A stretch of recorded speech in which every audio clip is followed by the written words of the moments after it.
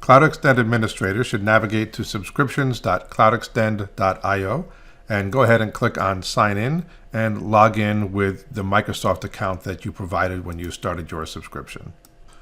Once logged in, the first thing we recommend that you do is add some other administrative users.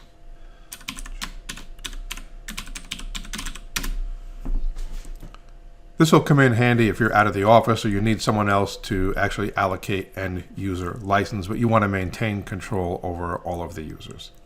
Next, you'll go back and click on Accounts on the subscription that you want to manage. And here you're going to enter your NetSuite account number. This could be a sandbox or a production. In this case, I'm entering a production account. If it was a sandbox, I would choose sandbox. And then go ahead and click on the plus sign to add your NetSuite account.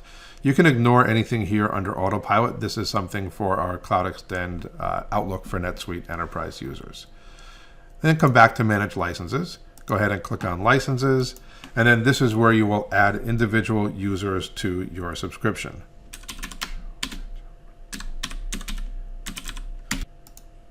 And then I'm going to click on View underneath Connections because the last thing we need to do now is connect him to a NetSuite account.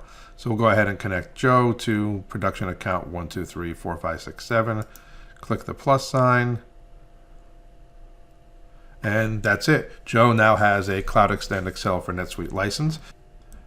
And if you ever want to remove a license, just come over to Licenses, find the user whose license you want to remove, hit the trash can, click OK, and now you can see you have a total number of five licenses to allocate.